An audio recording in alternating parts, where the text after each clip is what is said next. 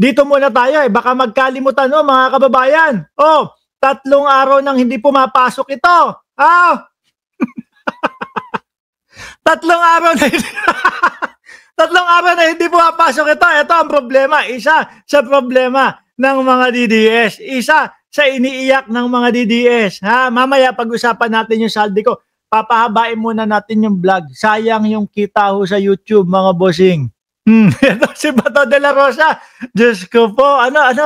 Wig on! Bato de la Rosa tries going incognito amid ICC arrest bus.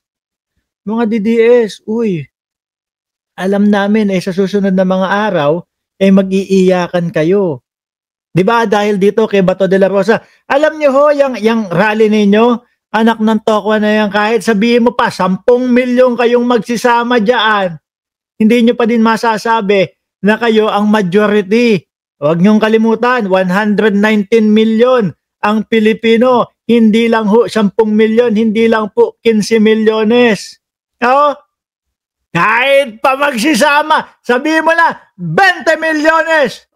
Sabihin mo na lahat ng pinagbenta ng OTAP ni Kibuloy, sumama na din. Putragis na yun. Dito muna tayo kay Bato de la Rosa. Paano to kapag inaresto, mga kababayan? Paano pagka inaresto ho ito? Iyakan na naman, kinidnap na naman. Di ba? Ngayon nagtatago. Hindi pa ba kayo nakahalata? Hindi pa kayo nakahalata kung bakit ganyan yung mga sinasabi ni Saldico. Paano ba naman? Bato de la Rosa, arestuhin. Si Chavit Singson, kinasuhan na din. Yan yung mga superhero ngayon ng mga DDS. Chavit Singson, Bato de la Rosa, sino pa? Yung mga Diskaya, idagdag mo na, may bago pa, Saldico. Di ba? Idagdag mo na, Saldico, na ang sinasabi, Saldico, umuwi ka na, magnanakaw ka. Tapos kakampi na nila ngayon.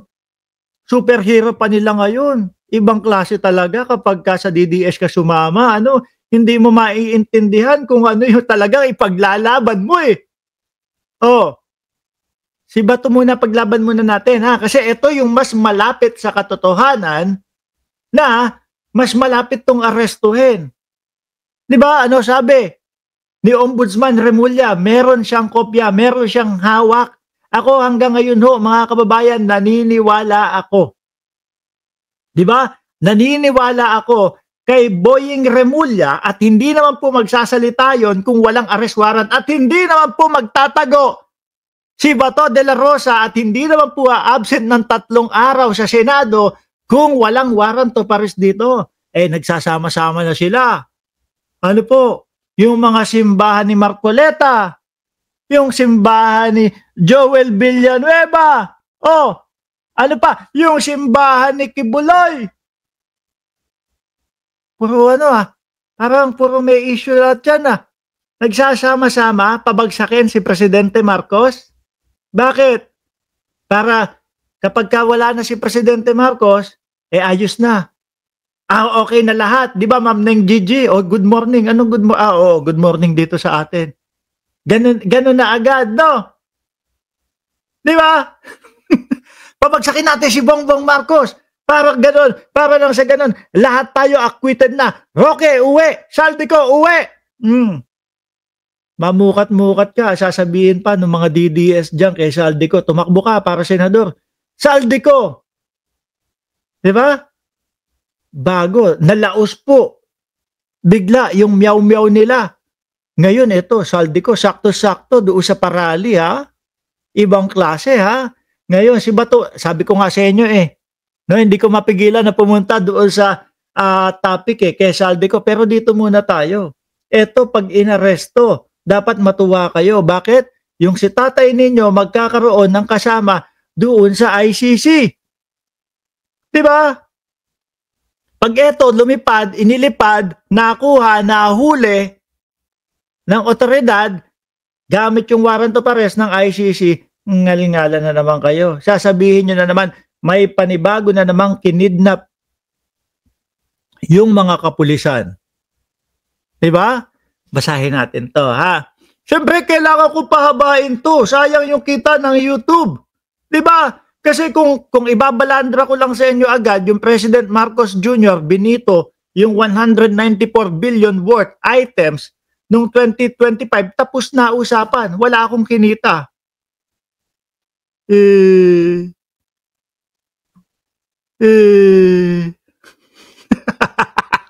Senator Ronald Bato de la Rosa is putting his incognito skill to the test. No, De La Rosa posted a snapshot of himself wearing a wig, which he claimed is one of the Intel operative gears he used in the past.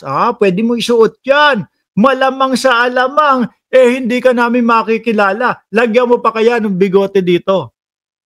Di po ba? Lagyan mo pa ng bigote dito, lagyan mo pa ng kahit ano para hindi ka makilala, Bato. Pero akala ko ba saglit lang?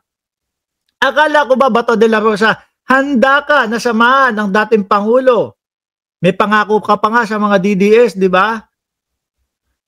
Ano pangako ni Bato de la Rosa sa mga DDS? Pupuntahan ko siya bago o matapos ang eleksyon. At eto, Bato, mukhang eto na yung panahon mo para magampanan, para matupad yung sinasabi mo sa mga DDS.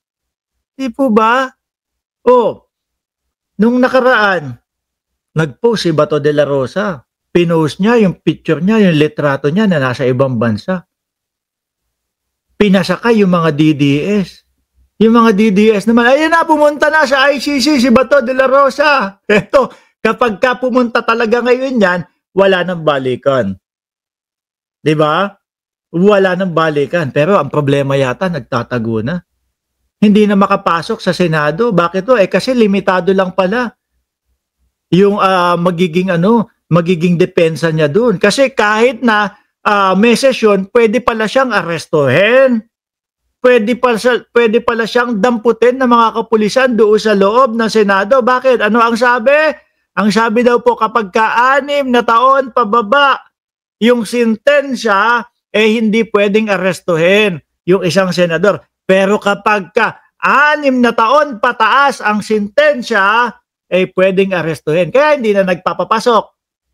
Diba? Alam niyo po, ang inaasahan na lang nitong mga ito, mga kababayan, mapabagsak, mapababa, mapaalis sa pwesto si Pangulong Bongbong Marcos. Yun na lang po. Huling-hura na nila to.